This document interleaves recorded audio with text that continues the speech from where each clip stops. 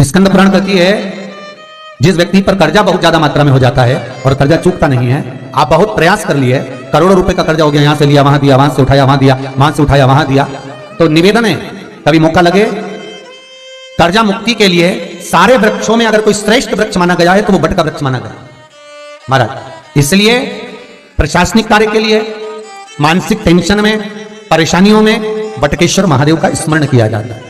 और यदि निवेदन करूंगा बहुत ज्यादा, यदि आपको कर्जा हो गया, बहुत ज्यादा कर्जा हो गया और वो कर्जा चूक ही नहीं रहा, तो थोड़े दिन बड़ के पेड़ के नीचे आप बटकेश्वर महादेव के लिए 1 लोटा पानी, उसमें थोड़ा सा पिसा हुआ चावल पीस के गला लेना चावल को और पीस लेना, पीस के उस पानी में मिला लेना और मिलाकर उसमें थोड़ी सी हल्दी पिसी हुई डालकर बटकेश्वर महादेव के नाम से बड़ के पेड़ के नीचे अपनी कामना कर जो कर्जा हुआ है उस कर्जे का भान देते हुए, स्मरण देते हुए छोड़ दीजिए महाराज।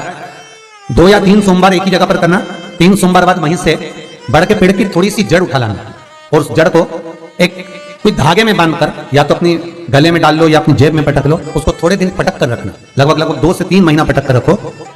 वो जड़ जैसे बड़ का पेड़ विस्तार होता है, पानी गिरे ना गिरे, जल वृष्टि हो ना हो, गर्मी पड़े ना पड़े, उसको कोई फर्क नहीं पड़ता, बड़ का वृक्ष आप रूप फैलता जाता है, उसकी जड़ें अपने आप प्रबल होती है। उसी तरह ये बटकेश्वर महादेव कहीं से भी अगर जड़ आपके पास में रखी है 1 महीना 2 महीना 3 महीना तक, तो ये जड़ अपने आप लक्ष्मी को पकड़कर खींच कर लाती है और कर्जे से मुक्त कर देती है। बटकेश्वर महादेव का स्मरण सुख का देना हो महाराज। ऐसा कोई कार्य नहीं जिसमें पशुपति व्रत लाख ना करे, बस दिल से अगर आपने पशुपति व्रत करा है, बाबा विश्वनाथ के 5 पशुपति व्रत होते हैं, किसी भी सोमवार से चालू कर सकते हैं। बस करना क्या है, सुबह पूजन की थाली लगाकर लेकर जाना है, शंकर भगवान के शिवलिंग की पूजन करना है मंदिर में, अभिषेक पूजन करो, वो थाली वापिस लेकर आ जाओ, घर में रख दो।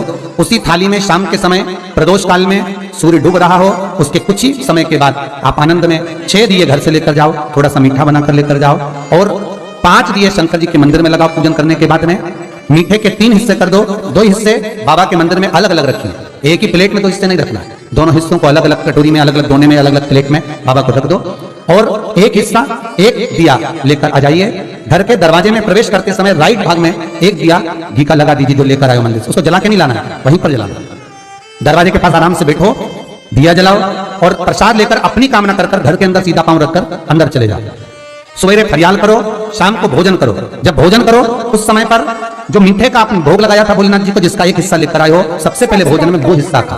प्रसाद का जो हिस्सा लेकर आए हो उसमें से किसी को वो हिस्से में से प्रसाद नहीं देना, चाहे घर में बच्चे हो चाहे बड़े हो। आपको ज्यादा प्रसाद ले जाना तो अलग से ले जाओ, पर उस हिस्से में से किसी को प्रसाद ना दें और वो प्रसाद पहले पाकर फिर आप भोजन प्रसादी ग्रहण करें। पर इसका नियम यह है कि प्रसाद जब आप लेकर आते हैं, आपको पहले भी कथा में कहा कि शंकर का प्रसाद रात भर नहीं रखा था, जितनी जल्दी आप प्रसाद का हिस्सा लेकर आए हैं, आधे घंटे के अंदर, पौन घंटे के अंदर आपको वो प्रसाद आना है और भोजन करना ही है।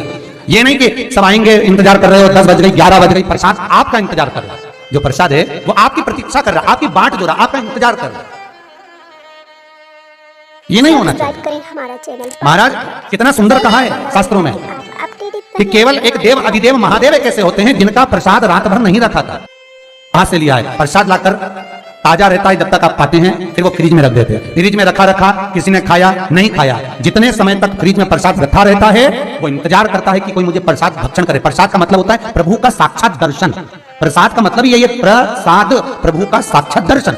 वो रखा जब ज्यादा समय हो जाता है तो घर में वो कष्ट प्रदान करने लगता है। हमेशा याद रखो, प्रसाद जैसे ही आए उसका सही समय पर उसको पाओ। रखे हुए प्रसाद पड़ा हुआ है, फ्रिज में रखा हुआ है, बेटा खाएगा, बहू खाएगा, ये खाएगा, वो खाएगा, फिर धीरे धीरे वो बद्दुआ देना प्रारंभ कर देता है, जिससे घर में बड़ी बीमारी फैलने लगती है, बड़ा रोग आने लगता है। तो लोग सोचते हैं हमारे घर में ना तो हम कोई नशा करते हैं, ना हम कोई चीज खाते हैं, ना हम बाजार का खाते हैं, फिर रोग कहां से आता, फिर बीमारी कहां से आती? अर्थात वो बद्दुआ देता है। उसका प्रयोग करो, समय पर करो, समय पर पाओ।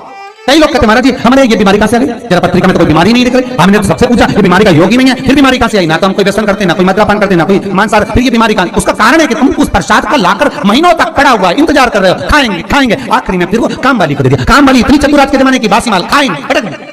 कौन का पड़ा? वो बद्दुआ। जितना आपको पाना है, जितना आपको लेना है, उतना प्रयोग। ज्यादा रखकर बहुत दिनों तक पड़ा है, थोर रखी है, मोहनथाल रखा है, लड्डू रखा है, पेड़ा रखा है, कुछ सामान रखा, नहीं नहीं भाई, जितना बने उतना लाओ, नहीं तो किसी को तुरंत बांट दो, समापन करो। पर अपने यहाँ पर बहुत दिन तक रखकर उसका बाबा स्वयं, मेरा श्री जी बाबा, मेरा तिरुपति बाबा, मेरा गोवर्धननाथ, मेरा भोलेनाथ, उस प्रसाद के रूप में तुम्हारे घर में कितने दिन इंतजार करे कि मैं तेरे भीतर प्रवेश करूं, पर तू कराए नहीं, खड़ा है, रखा रहने दो, मन नहीं करता। शक्तियों जैसा कर्म मत करो जिससे हमें कष्ट मिले। कई लोग कहते हैं हमने पशुपति व्रत करा, हमारा बहुत काम हुआ, कई लोग कहते हैं हमने करा पर हमको अभी तक, उसका कारण है कि तुम बहुत देर तक प्रसाद को इंतजार करा रहे हो, तो बाबा भी आपको इंतजार करा रहा है, मेरा विश्वनाथ भी इंतजार कर रहा है। उस समय अवधि का भान होना चाहिए।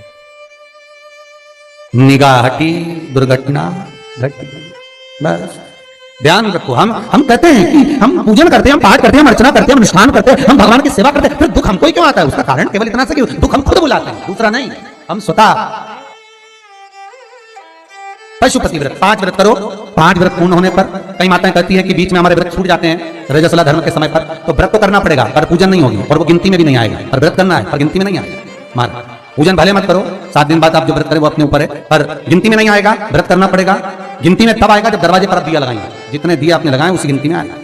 और महाराज 5 व्रत जब पूर्ण हो जाएं, 5वां व्रत रहे, तब एक नरियल श्रीफल, उस पर एक मोली नाड़ा लच्छा लपेट कर, उस पर 11 रुपए रखकर, कोई आपको किसी को ना भोजन कराना है ना भंडारा करना है, केवल मोली लच्छा लपेट कर 11 रुपए रखकर बाबा विश्वनाथ के सम्मुख में शंकर जी की वो जलाधारी जो गोल है माता जगत जननी का हस्तकमल, उसी पर रख देना है। विनती कर देना, बाबा मेरी ये कामना से मैंने ये व्रत किया।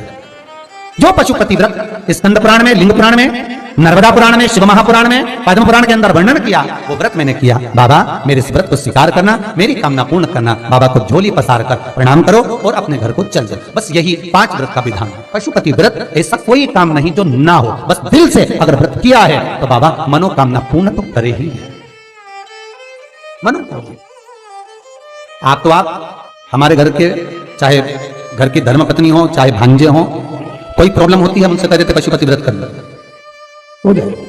बस पशुपति व्रत में आपका भाव शुद्ध होना चाहिए। निर्मल चित्त निर्मल मन सो मोहि पावा, मोहि छल छिद्र कपट ना भावा। निर्मलता के भाव में भगवान मिल सकता। श्री शिवाय नमस्तुभ्यं, श्री शिवाय नमस्तुभ्यं।